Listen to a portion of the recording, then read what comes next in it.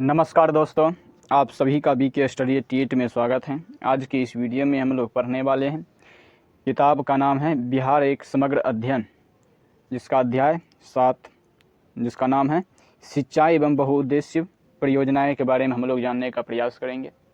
इससे पहले अगर चैनल पर पहली बार आए हैं तो कृपया करके चैनल को सब्सक्राइब कर दें, वीडियो को लाइक कर दें और वीडियो को अपने दोस्तों के साथ साझा कर दें। चलिए स्टार्ट करते हैं बिना समय गंवाते हुए अपना अध्याय 7, जिसका नाम है सिंचाई एवं बहुउद्देश्य परियोजना के बारे में। फसलों के समुचित विकास के लिए मृदा में पर्याप्त मात्रा में नमी की आवश्यकता होती है। ऐसी शुष्क अथवा अर्धशुष्क क्षेत्र जहां पर्याप्त वर्षा नहीं होती है अथवा किसी विशेष फसल के लिए मृदा में आवश्यक नमी की कमी है, वहाँ विभिन्न माध्यमों से खेतों में जल की आपूर्ति करना सिंचाई यानी इरिगेशन कहलाता है। मानसूनी जलवायु और स्थलाकृतिक विविधता के कारण भारत में वर्षा का वितरण असमान है। ऐसी स्थिति में भारत जैसे कृषि प्रधान देश में सिंचाई के विभिन्न साधनों एवं सिंचाई परियोजना यानी इरिगेशन प्रोजेक्ट का महत्व बढ़ जाता है। भारत में सिंचाई के लिए अनेक परियोजनाएं संचालित की गई हैं। सिंचित क्षेत्र के आधार पर सभी सिंचाई परियोजनाओं को मुख्यतः 3 वर्गों में विभाजित किया जाता है, जो इस प्रकार हैं इस बॉक्स में। भारत में सिंचाई परियोजना प्रकार और संवर्धीय कमान क्षेत्र यानी सिंचित क्षेत्र। नंबर 1 है वृहद सिंचाई परियोजनाएं। इससे 10,000 हेक्टेयर से अधिक जो कि नहर की पानी से सिंचित होते हैं। नंबर 2 में है मध्यम सिंचाई परियोजनाएं। 2,000 से 10,000 हेक्टेयर के मध्य यह भी नहर से होते हैं। और नंबर 3 है लघु सिंचाई परियोजनाएं, जो 2,000 हेक्टेयर से कम यानी नलकूप, तालाब और कुआं से सिंचाई करते हैं। इसमें बिहार में सिंचाई परियोजनाएं को देखते हैं यानी irrigation project in Bihar. Bihar एक कृषि प्रधान राज्य है। यहाँ की लगभग 70% जनसंख्या कृषि पर आश्रित यानी डिपेंडेंट हैं। बिहार में सिंचाई की पर्याप्त व्यवस्था नहीं है, जिससे फसल उत्पादन पर नकारात्मक प्रभाव पड़ता है। भूमि की औसत उपज मानसूनी वर्षा पर निर्भर करती हैं, जो राज्य में कृषि की मुख्य समस्या रही है। बिहार के उत्तरी भाग में वर्षा अधिक होती है एवं यहाँ की नदियाँ भी सतत वाहिनीय हैं, जिससे इस क्षेत्र में वर्ष भर जल प्रवाह बना रहता है। बिहार में औसत वार्षिक वर्षा लगभग 125 सेंटीमीटर तक होती है। बिहार राज्य जल संसाधन, भूमिगत एवं सतही जल की दृष्टि से अत्यंत समृद्ध है, जिसका उपयोग सिंचाई एवं मत्स्य पालन आदि कार्यों में किया जाता है। बिहार के जल संसाधनों से राज्य के संपूर्ण कृषि क्षेत्रों की सिंचाई की जाती है यानी की जा सकती है या की जाती है। भारत के अन्य राज्यों की तरह बिहार में भी निम्नलिखित कारणों से सिंचाई के साधनों के विकास की आवश्यकता है। नंबर 1 मानसून की अनिश्चितता और अनियमितता। नंबर 2 है वर्षा का असमान वितरण। नंबर 3 है बढ़ती हुई जनसंख्या को अधिक मात्रा में खाद्यान्न एवं उद्योगों के लिए कच्चे माल की आवश्यकता। और नंबर 4 है ग्रीष्म ऋतु की फसलों जैसे गन्ना, जूट के लिए अधिक जल की आवश्यकता। सिंचाई क्षमता को देखते हैं यानी इरिगेशन पोटेंशियल को देखते हैं। बिहार की चरम सिंचाई क्षमता यानी extreme irrigation potential 117.54 lakh hectare हैं, जिसमें धरातलीय एवं भूमिगत जल संसाधनों का उपयोग करने वाली बृहद यानी मेजर, मध्यम, मीडियम एवं लघु यानी माइनर सिंचाई परियोजनाएं सम्मिलित हैं। वर्ष 2021-22 में बड़ी और मध्यम सिंचाई परियोजनाओं द्वारा सिंचित यानी सृजित सिंचाई क्षमता 37.22 लाख हेक्टेयर थी, जो कुल सिंचाई क्षमता का 69.53% है। लेकिन प्रयुक्त सिंचाई क्षमता मात्र 28.22 लाख हेक्टेयर है, जो कुल सृजित क्षमता का 75.8% है। वही लघु सिंचाई के मामले में सृजित क्षमता 45.27 लाख हेक्टेयर थी, जो चरम क्षमता यानी 64.01 लाख हेक्टेयर का 70.72% है। बिहार में चरम एवं सृजित सिंचाई क्षमता लाख हेक्टेयर में है और ये मार्च 2021 से 22 तक का है। तो सिंचाई के प्रकार वृहद एवं मध्यम सिंचाई चरम क्षमता में 53.53 और सृजित क्षमता में 37.22 हैं। लघु सिंचाई 64.01 और सृजित क्षमता में है 45.27, यानी योगफल इस दोनों का करते हैं 117.54 चरम क्षमता और सृजित क्षमता कितना है तो 82.49। वृहद एवं मध्यम सिंचाई के बारे में देखते हैं, यानी माइक्रो एंड मीडियम इरिगेशन के बारे में देखते हैं। पिछले कुछ वर्षों में बिहार में वृहद एवं मध्यम सिंचाई की अनेक परियोजनाएं प्रारंभ की गई हैं। यहाँ वृहद एवं मध्यम सिंचाई परियोजनाओं के अंतर्गत कुल 53.53 लाख हेक्टेयर चरम सिंचाई क्षमता विद्यमान है, जिसमें से 69.53% सिंचाई क्षमता का सृजन किया जा चुका है। वर्ष 2021 से 22 के दौरान वृहद एवं मध्यम सिंचाई की योजनाओं के द्वारा 7532 लाख हेक्टेयर सिंचाई क्षमता सृजित किया गया है, जो निम्नवत हैं। चलिए इस बॉक्स को देखते हैं। यहाँ पर योजना का नाम है और यहाँ पर सृजित सिंचाई क्षमता जो कि हेक्टेयर में हैं, और ये हैं वृहद एवं मध्यम सिंचाई योजनाओं के तहत सिंचाई क्षमता सृजन 2021-22 के रिपोर्ट के अनुसार हैं। चलिए देखते हैं पहला परियोजना क्या है, यानी योजना क्या है। पश्चिमी कोसी नहर परियोजना का बचा हुआ कार्य जो कि 2600 हेक्टेयर में है। बतसपुर बियर में ऊपर की ओर हेड रेगुलेटर का निर्माण और मोराटाल पाइन तथा उसकी वितरण प्रणाली का पुनः स्थापना एवं आधुनिकीकरण, जिससे 1050 लाख हेक्टेयर सृजित सिंचित क्षमता है। पश्चिमी गंडक नहर प्रणाली का पुनः स्थापना, इससे 1000 हेक्टेयर सिंचित क्षमता है। कुंदड़ बियर का बराज में रूपांतरण और दक्षिण मुख्य नहर की लाइनिंग अरिनंद नामा उप वितरणी का निर्माण और पुनः स्थापना, इससे 900 हेक्टेयर सृजित सिंचित क्षमता है। और ये हैं नालंदा जिला में पेमार नदी पर कोदबा बियर और पंचाने नदी पर देखपुरा बियर का निर्माण, जिससे कि 773 सृजित सिंचित क्षमता हेक्टेयर हैं। मोहानी नदी पर चेक डैम का निर्माण और बाढ़रोधी स्लुइस ढांचे का मरम्मत कार्य, जिससे 403 हेक्टेयर सिंचाई क्षमता है। दुर्गावती जलाशय योजना 356 सिंचाई क्षमता है हेक्टेयर। पीरी बाजार में पईन और आहर की उराही का कार्य 200 हेक्टेयर सिंचाई क्षमता है। मोहानी नदी बहुउद्देशीय सिंचाई योजना, इससे 150 हेक्टेयर सिंचाई क्षमता है। लवाई चिरामपुर बराज योजना के तहत अतिरिक्त सिंचाई क्षमता का निर्माण, इससे 100 हेक्टेयर सृजित सिंचाई क्षमता है। योग 7532 हेक्टेयर सिंचाई क्षमता है। चलिए आगे देखते हैं। आर्थिक समीक्षा 2023-24 के अनुसार 2021-22 तक 37.22 लाख हेक्टेयर वृहद एवं मध्यम सिंचाई क्षमता का सृजन किया जा चुका है। चलिए दोस्तों, अब हम लघु सिंचाई के बारे में जानने का प्रयास करते हैं, यानी माइनर इरिगेशन के बारे में देखते हैं। बिहार में लघु सिंचाई की चरम क्षमता 64.01 लाख हेक्टेयर है, जिसमें 15.44 लाख हेक्टेयर धरातलीय एवं 48.57 लाख हेक्टेयर भूमिगत सिंचाई की चरम क्षमता है। लघु सिंचाई की चरम क्षमता का केवल 45.27 लाख हेक्टेयर का ही सृजित किया जा सका है। बिहार में लघु सिंचाई की चरम एवं सृजित क्षमता लाख हेक्टेयर में जो 2021-22 की स्रोत से यानी रिपोर्ट से लिया गया है।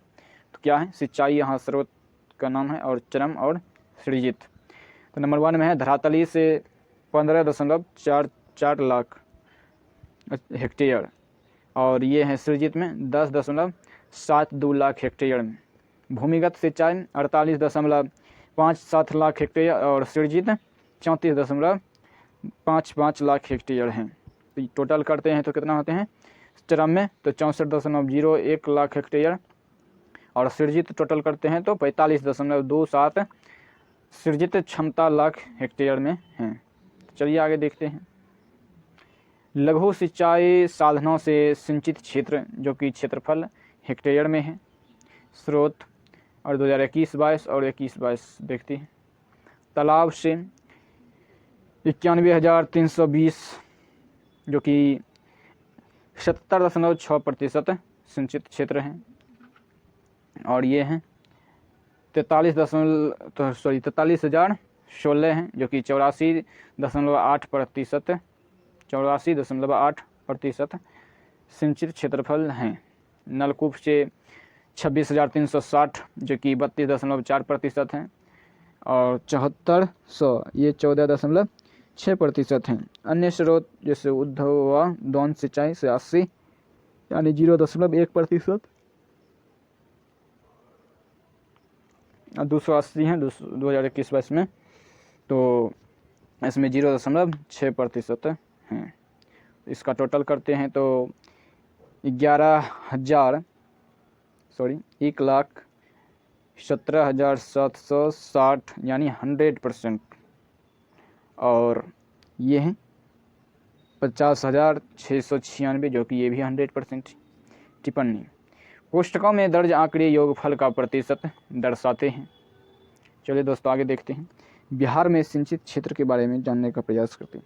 बिहार में 2016-17 में सकल सिंचित क्षेत्र 53.41 लाख हेक्टेयर था, जो 2020-21 में थोड़ा बढ़कर 54.96 लाख हेक्टेयर हो गया।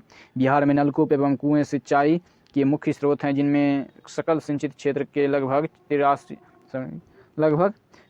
जिसमें सकल सिंचित क्षेत्र के लगभग 63.4% हिस्से की सिंचाई होती है।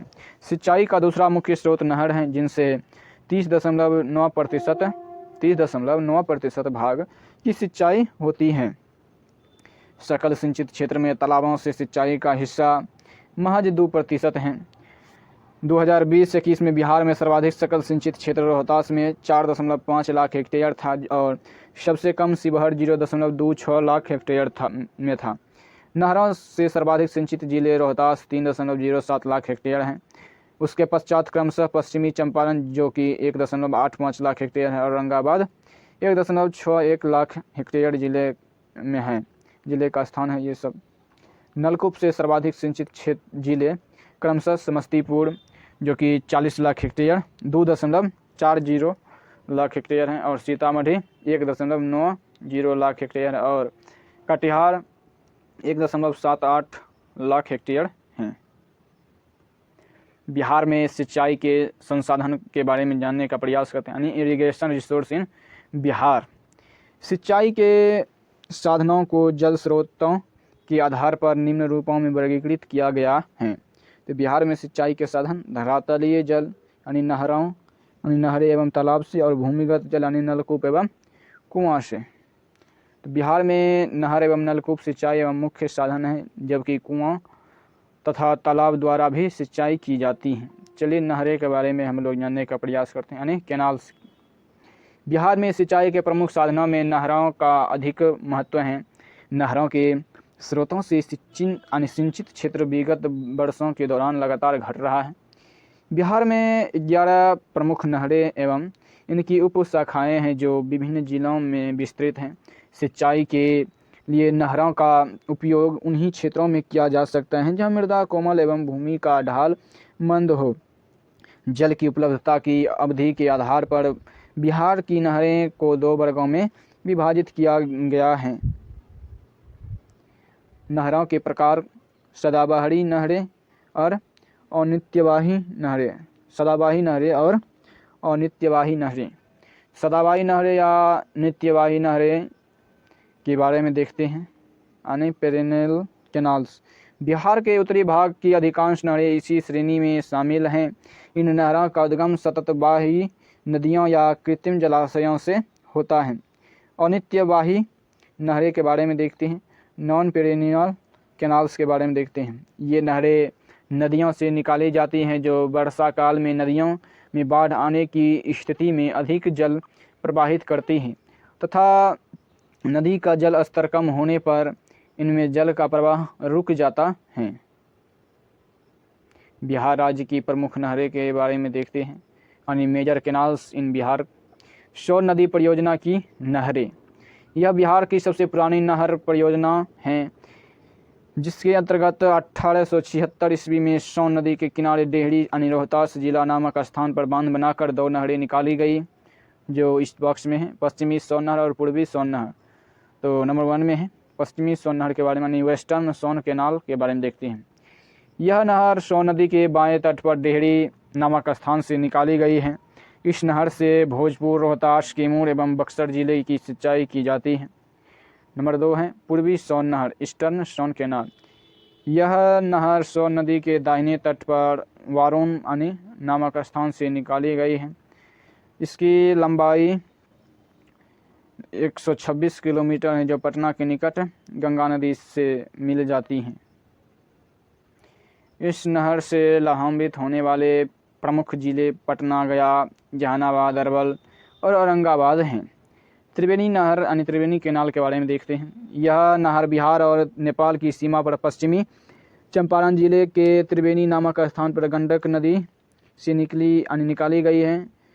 इस नहर का निर्माण 1907 ईस्वी में किया गया, जिससे पश्चिमी चंपारण की 1 लाख हेक्टेयर से अधिक भूमि की सिंचाई की जाती है। तिऊर एवं ढाका नहर कैनाल, ये नहरें गंडक नदी की सहायक नदियों यानी ललबकिया एवं तिऊर नदी से निकाली गई हैं। इस नहर के द्वारा पूर्वी चंपारण जिले की लगभग 25,000 हेक्टेयर भूमि की सिंचाई होती है। कमला नहर के बारे में देखते हैं।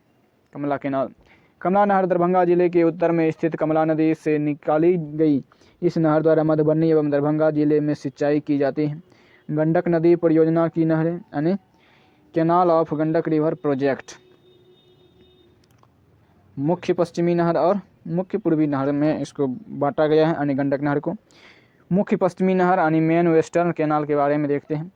यह नहर उत्तर प्रदेश, बिहार तथा नेपाल तक विस्तृत है, जिसकी लंबाई 200 किलोमीटर है। और मुख्य पूर्वी नहर यानी मेन ईस्टर्न कैनाल के बारे में देखते हैं।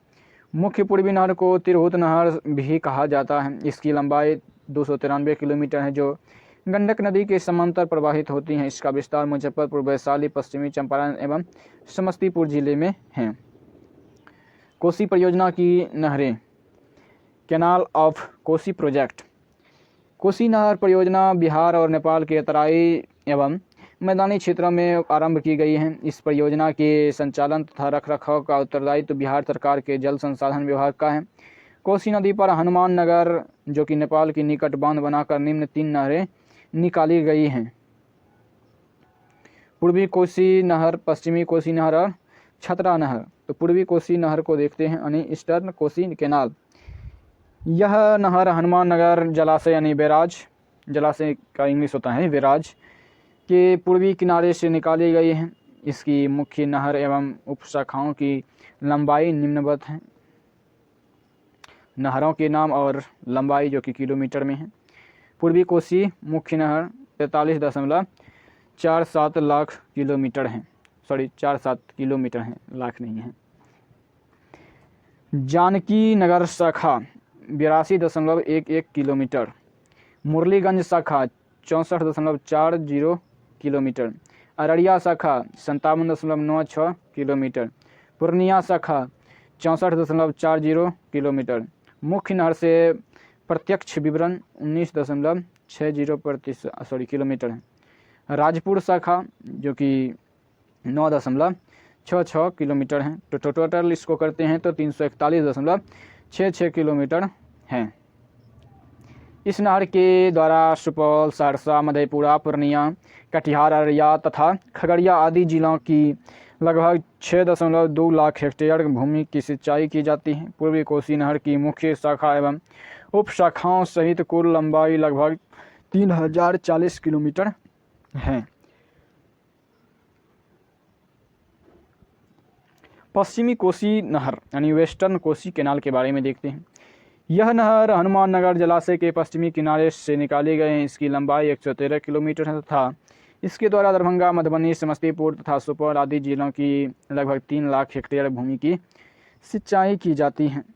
छतरा नहर के बारे में देखते हैं। छतरा के नाम, इस नहर से नेपाल के पूर्वी क्षेत्र के मोरंग जिले में सिंचाई की जाती है।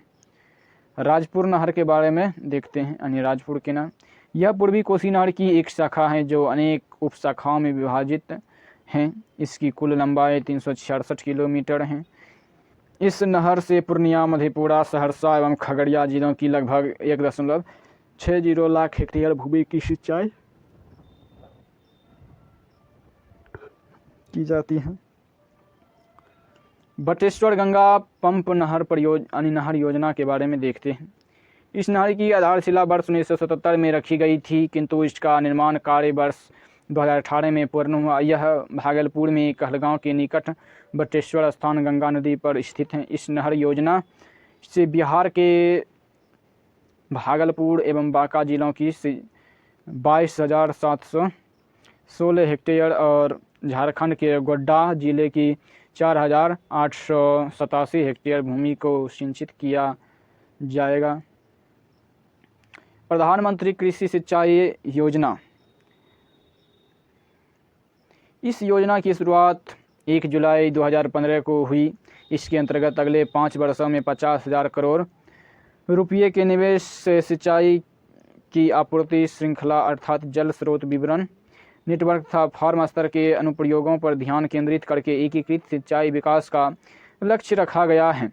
इस योजना के द्वारा लघु सिंचाई के अंतर्गत 8 लाख हेक्टेयर क्षेत्र को शामिल किया जाएगा। इस योजना के अंतर्गत 99 बृहद एवं मध्यम सिंचाई परियोजनाओं को पूरा किया जाने का निर्णय लिया गया है, जिनके माध्यम से 76.03 लाख हेक्टेयर क्षेत्र को सिंचाई के अंतर्गत शामिल किया जा सकेगा। इस योजना के अंतर्गत बिहार में 80 आहर पाइनों यानी लघु सिंचाई की परियोजनाएं निर्माणाधीन हैं, जिससे लगभग 29,000 हेक्टेयर अतिरिक्त सिंचाई क्षमता का सृजन होगा।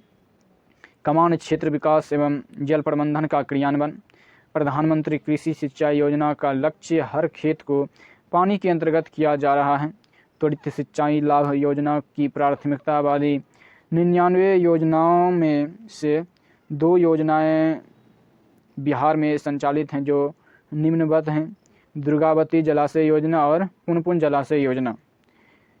प्राथमिकता वाले योजनाओं के अतिरिक्त सिंचाई अंतराल पूर्ति प्रोत्साहन योजना यानी ISBIG को केंद्र सरकार द्वारा अंतिम रूप दिया जा रहा है। इस कार्यक्रम के अंतर्गत बिहार में कमान क्षेत्र विकास की वर्तमान में स्थापित अथवा प्रस्तावित योजनाओं को शामिल किया जाएगा।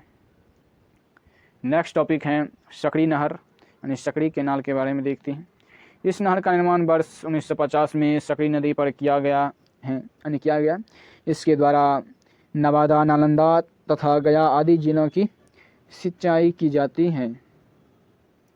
बिहार में बृहद एवं मध्यम सिंचाई परियोजनाओं जो कि निम्न तरीके से हैं नीचे।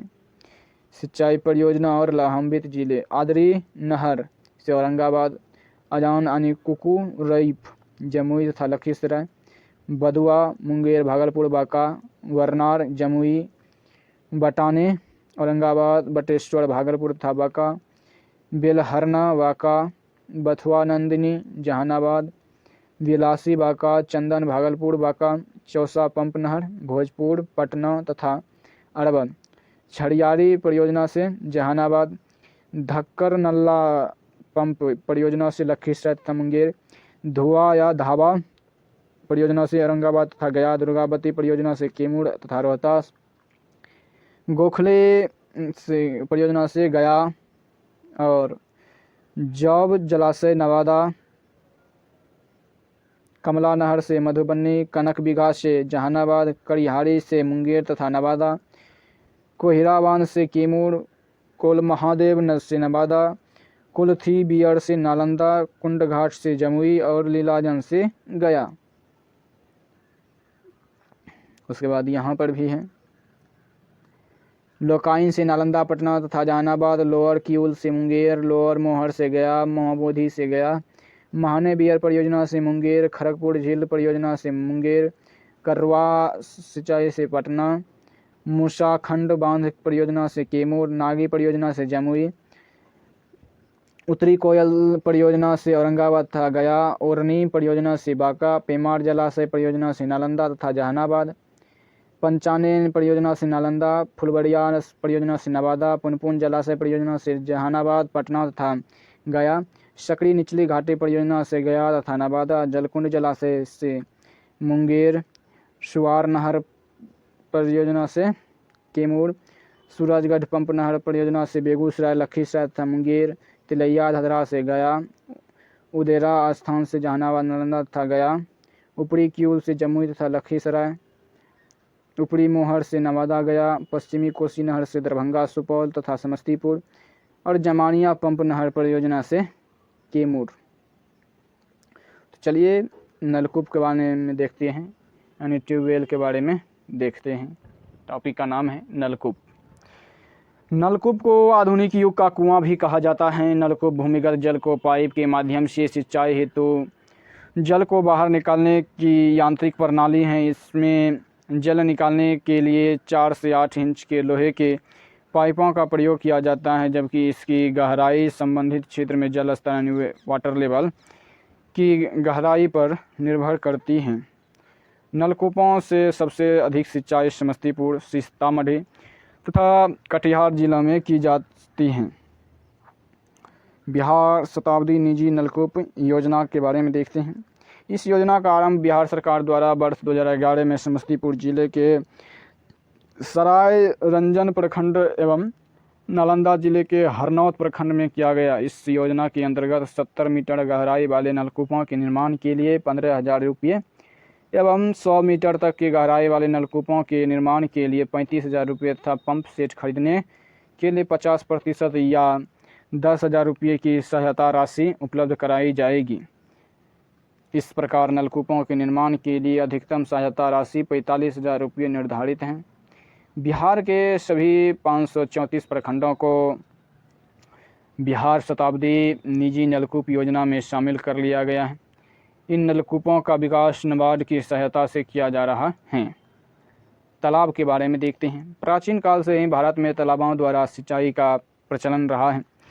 भूमि पर बने बड़े गड्ढों में वर्षा का जल एकत्रित होने से तालाब का निर्माण होता है। बिहार में सिंचाई के लिए तालाब का उपयोग पूर्णिया को छोड़कर राज्य के लगभग सभी जिलों में किया जाता है, क्योंकि पूर्णिया में वार्षिक वर्षा औसत से अधिक होती है। तालाबों का उपयोग सिंचाई के साथ साथ मत्स्य पालन के लिए भी किया जाता है। तालाबों की अधिकांश सिंचाई क्षमता उपयोग धान एवं गेहूं की फसलों के लिए किया जाता है। पाइन के बारे में देखते हैं। बिहार में सिंचाई का एक अन्य साधन पाइन है, जो नहरों, नालों तथा नदियों से सिंचाई के लिए मिट्टी को खोदकर निर्मित की गई कृत्रिम कच्ची नहर जैसी सिंचाई प्रणाली को पाइन कहते हैं। मौर्य काल में इस सिंचाई व्यवस्था का प्रयोग किया जाता था, जो कि वर्तमान में बिहार में प्रचलित है। तालाब या आहर से खेतों तक पानी ले जाने के लिए अस्थायी रूप से पाइन का निर्माण किया जाता है। आहर एवं पाइन के बारे में बॉक्स में क्या दिया है तो देखते हैं। दक्षिण बिहार के मैदानी भागों में पारंपरिक रूप से बाढ़ के जल की एक संचयन प्रणाली है, जो मौर्य काल में कृत्रिम का आधार कृत्रिम नहीं है, कृषि का आधार था। बड़े पाइन जो अनेक शाखाओं में विभाजित होते हैं एवं उनसे हजारों हेक्टेयर भूमि की सिंचाई की जाती है। जिस पाइन में 10 शाखाएँ होती हैं उसे देसियन पाइन्स कहते हैं। पाइन की सबसे छोटी शाखा को खेतों के सबसे निकट होती हैं, जो उसे करहास, और जब पाइन का जल समाप्त हो जाता है तो उसे आहर कहते हैं। पाइन गंगा के दक्षिणी मैदानों में सिंचाई के परंपरागत साधन हैं। इनसे बिहार के गया, नवादा, जमुई, बांका तथा भागलपुर आदि जिलों की लगभग 8 लाख हेक्टेयर भूमि की सिंचाई की जाती है। लघु सिंचाई परियोजनाओं के सिंचित कुल क्षेत्र में आहर, पाइन सहित तालाबों का लगभग 77.5% कुल सिंचित क्षेत्रफल 91,320 हेक्टेयर हिस्सा है। कुआं के बारे में देखते हैं, यानी वेल। कुआं की इंग्लिश वेल होता है। बिहार के मैदानी भागों यानी उत्तर के मैदान में कोमल जलोढ़ मिट्टी वाली भूमि पाई जाती है, जहाँ कुओं की खुदाई आसानी से हो जाती है। यहाँ कच्चे तथा पक्के दोनों प्रकार के कुओं से सिंचाई की जाती है। कुओं की से की जाने वाली सिंचाई में रहट, मोठ, कड़ी आदि का प्रयोग किया जाता है। बिहार में लघु सिंचाई परियोजना के तहत अन्य स्रोत उद्धार सिंचाई एवं दोन सिंचाई द्वारा कुल सिंचित क्षेत्र 80 हेक्टेयर हैं। लघु सिंचाई परियोजनाओं के अनुरूप बिहार सरकार ने ग्रामीण क्षेत्रों में अधिक संख्या में पक्के कुओं का निर्माण करवाया है। सिंचाई के प्रमुख स्रोत नहर संबंधित जिले यानी घटते क्रम में हैं। तो नहर से कहाँ कहाँ सिंचाई की जाती है? तो रोहतास, पश्चिमी चंपारण, औरंगाबाद, भोजपुर तथा कैमूर। नलकूप से समस्तीपुर, सीतामढ़ी, कटिहार तथा पूर्वी चंपारण। कुआं से पटना, रोहतास, औरंगाबाद, बांका तथा भोजपुर हैं। तालाब से दरभंगा, शेखपुरा, सीतामढ़ी, जमुई तथा सिवान। बहुउद्देशीय परियोजनाएं के बारे में देखते हैं। यानी मल्टीपर्पज़ प्रोजेक्ट। बिहार में 3 बहुउद्देशीय परियोजनाएं हैं। बिहार में बहुउद्देशीय परियोजनाएं जो कि कोसी नदी परियोजना है, सोन नदी परियोजना है, सोन नदी बहुउद्देशीय परियोजनाएं और गंडक नदी बहुउद्देशीय परियोजनाएं। तो चलिए एक एक करके सब तीनों को देखते हैं। कोसी बहुउद्देशीय परियोजना के बारे में जानने का प्रयास करते हैं। कोसी मल्टीपर्पज़ प्रोजेक्ट, यह नेपाल और भारत की एक संयुक्त परियोजना है। इस परियोजना के निर्माण के लिए भारत द्वारा वर्ष 1954 में नेपाल के साथ एक समझौता किया गया था। इसका निर्माण कार्य वर्ष 1959 में प्रारंभ किया गया, जो वर्ष 1963 में पूर्ण हुआ। इस परियोजना का मुख्य उद्देश्य बाढ़ नियंत्रण, सिंचाई, जल विद्युत उत्पादन तथा भूमि संरक्षण आदि हैं। कोसी नदी हिमालय की महाभारत पर्वत श्रेणी में चतरा गार्ज जो कि नेपाल का निर्माण करती हुई पर्वतीय क्षेत्र से निकलकर नेपाल के मैदानी क्षेत्र में प्रवेश करती हैं। इस परियोजना को 2 चरणों में पूर्ण किया गया। ये है कोसी परियोजना। ये पूरा का पूरा जलाशय हो गया, उधर नेपाल हो गया, भारत हो गया। ये पूर्वी कोसी नहर है, इधर नेपाल, ये बॉर्डर हो गया भारत और नेपाल के बीच का बॉर्डर। ये आप देख लिए, देखिए भारत और नेपाल की जो लाइन दिखाया गया है डॉट डॉट करके, ये है बॉर्डर। पश्चिमी कोसी जो कि नेपाल में ज़्यादा है, यहाँ पे एक तटबंध बनाया गया है। और ये है पूर्वी कोसी, ये सब सहायक नदियाँ हैं इसकी। और ये है पूर्वी तटबंध। पूर्वी तटबंध पूरा का पूरा भारत में आ जा रहा है और पश्चिमी तटबंध कोसी नदी ये है पूरा का पूरा बहता हुआ। चलिए आगे देखते हैं। कोसी परियोजना के चरण, प्रथम चरण और द्वितीय चरण को देखते हैं। फर्स्ट फेज में क्या दिया हुआ है? हनुमाननगर जो कि नेपाल का एक स्थान है। हनुमाननगर नेपाल जो बिहार की सीमा के निकट स्थित है। यहाँ एक कंक्रीट के बांध का निर्माण किया गया है जिसकी लंबाई 1140 मीटर है। कोसी नदी के दोनों तटों पर बाढ़ नियंत्रण के लिए 270 किलोमीटर लंबे तटबंध का निर्माण किया गया है। साथ ही बिहार में पूर्णिया एवं सहरसा जिलों की 5.19 लाख हेक्टेयर भूमि की सिंचाई के लिए 44 किलोमीटर लंबी पूर्वी कोसी नहर का निर्माण किया गया। सेकेंड फेज के बारे में देखते हैं।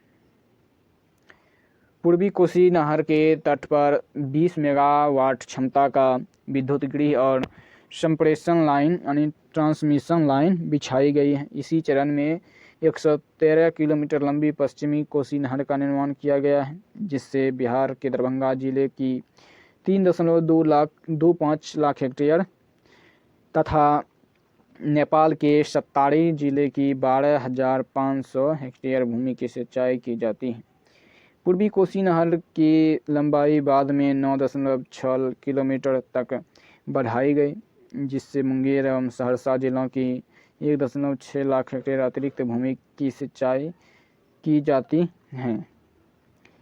इसी चरण में पूर्वी तटबंध में भी 27 किलोमीटर का विस्तार किया गया है ताकि 16,000 हेक्टेयर क्षेत्र में बाढ़ नियंत्रण किया जा सके।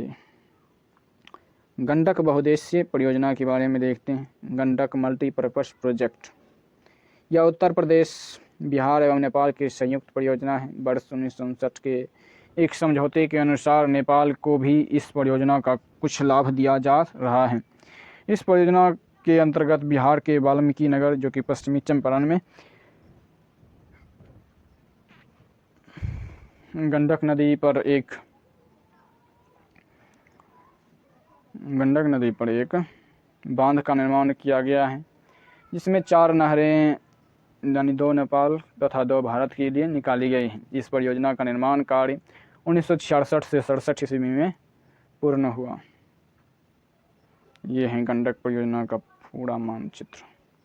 आप इसको, हम वीडियो को रोक दिए हैं, आप इसको देख लीजिएगा सही तरीके से वीडियो को पॉज करके। हम आगे बढ़ते हैं।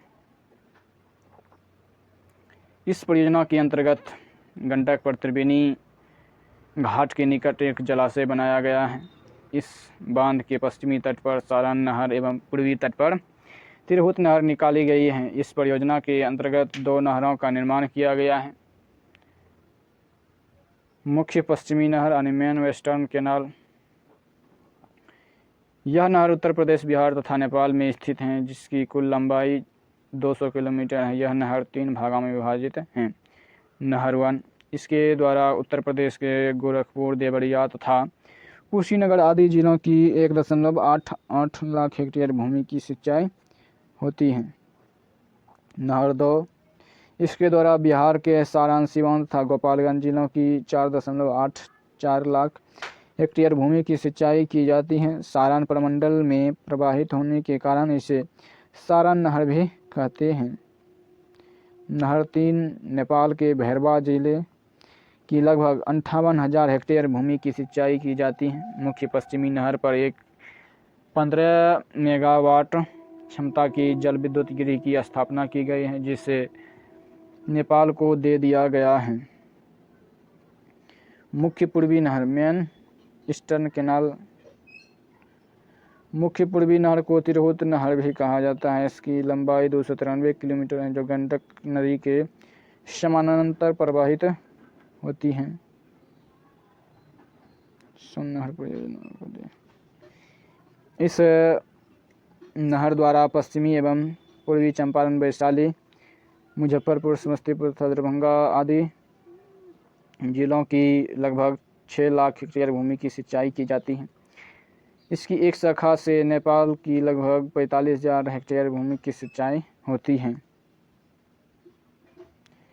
सोन बहुउद्देशीय परियोजना, सोन मल्टीपर्पस प्रोजेक्ट, यह बिहार की प्रथम बहुउद्देशीय परियोजना है। इस नहर से बिहार के दक्षिणी पश्चिमी कृषि क्षेत्र की सिंचाई की जाती है। टिहरी के समीप ही सोन नदी से 2 नहरें निकाली गई हैं।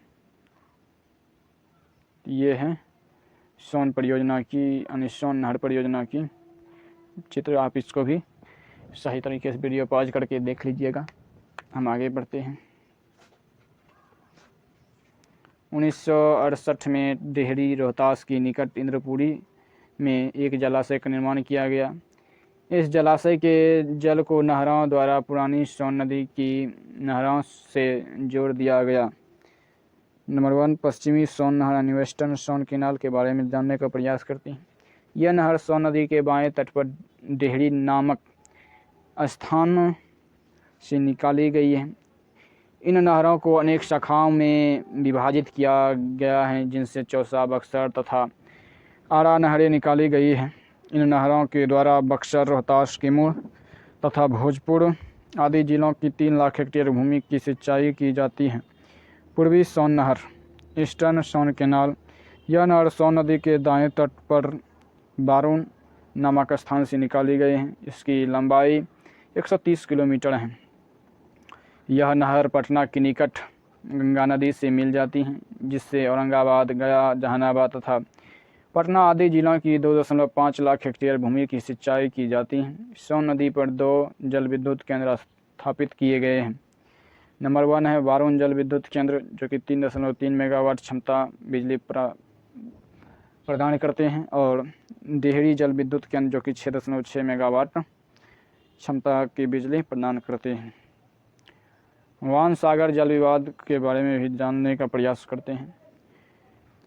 बाण सागर जलाशय का निर्माण मध्य प्रदेश में सोन नदी पर किया गया। बाण सागर जलाशय का निर्माण मध्य प्रदेश में सोन नदी पर किया गया। सोन नदी के जल के उपयोग के लिए मध्य प्रदेश, उत्तर प्रदेश एवं बिहार के मध्य समझौता हुआ। इस दौरान सोन और उसकी सहायक नदियों में जल की औसत वार्षिक उपलब्धता 14.25 मिलियन एकड़ फीट थी, जिसमें बिहार को 7.75 मिलियन एकड़ फीट, मध्य प्रदेश को 5.25 मिलियन एकड़ फीट तथा उत्तर प्रदेश को 1.25 मिलियन एकड़ फीट जल के उपयोग के लिए समझौता हुआ। बिहार के दक्षिण पश्चिम क्षेत्रों की सिंचाई के लिए लगभग 8 मिलियन एकड़ फीट जल की आवश्यकता थी। इसलिए समझौता के तहत बिहार को 0.25 मिलियन एकड़ फीट जल की कमी को गंगा नदी से पंप द्वारा पूरा करने का समझौता हुआ था। किंतु वर्ष 1962 में उत्तर प्रदेश के सोनभद्र जिले में रिहंद नदी यानी सोन नदी की सहायक पर बांध बन जाने के कारण सोन नदी के जल प्रवाह में कमी आई, जिससे बिहार को मिलने वाली जल की मात्रा में भी कमी आई। परिणाम स्वरूप दक्षिण पश्चिम बिहार सूखाग्रस्त हो गया। वर्ष 1968 में डेहरी के पास इंद्रपुरी जलाशय का निर्माण किया गया तथा इस जलाशय के जल को नहरों द्वारा सोन नहर की शाखाओं से जोड़ दिया गया। वर्ष 1975 में मध्य प्रदेश में सोन नदी पर बांध का निर्माण किए जाने से बिहार को सोन नदी से मिलने वाले जल में और कमी आ गई। बाण सागर समझौता के अनुसार मध्य प्रदेश एवं उत्तर प्रदेश को बिहार को जल आपूर्ति करना, किंतु ये दोनों राज्य मध्य प्रदेश एवं उत्तर प्रदेश बिहार के हिस्से के जल को रोक कर अपने राज्य की जल विद्युत परियोजना को जल उपलब्ध करवा रहे हैं। वर्ष 1980 में इस समस्या के समाधान के लिए सोन नदी विवाद समाधान आयोग का गठन किया गया, जिसे केंद्र सरकार की उदासीनता एवं केंद्र व राज्य के मध्य आपसी मतभेद के चलते वर्ष 1987 में भंग कर दिया गया। जल जीवन हरियाली योजना के बारे में देखते हैं। जलवायु में तेजी से बदलाव के चलते राज्य जल संकट का सामना कर रहा है, जो अपर्याप्त और कम वर्षा तथा भूजल का स्तर क्रमशः गिरते जाने के परिणाम है। इस चुनौती से निपटने के लिए राज्य सरकार ने मिशन मोड में जल जीवन हरियाली अभियान के क्रियान्वयन का निर्णय किया है। इस अभियान के तहत पारंपरिक जल स्रोतों की पुनः स्थापना, नए जलाशयों के निर्माण और वर्षा जल संग्रहण तथा भंडारण संरचनाओं के विकास की अनेक परियोजनाएं चलाई जा रही हैं। अभियान के तहत विभाग द्वारा निम्नलिखित काम किए जा रहे हैं।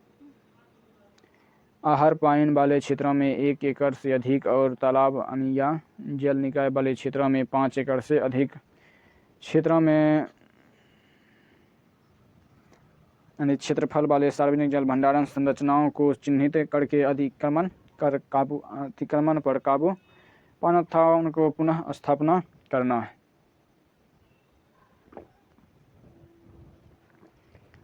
छोटी नदी नालों और पहाड़ी क्षेत्र के जलग्रहण क्षेत्रों में चेक डैम और जल भंडारण संरचनाओं का निर्माण, राज्य के वन क्षेत्र से भिन्न पठारी क्षेत्रों में जल निकायों के निर्माण के लिए और पहाड़ियों की तलहटी में चारों ओर गार्लेंड ट्रेच के निर्माण के लिए जगह चिन्हित किया जा रही है।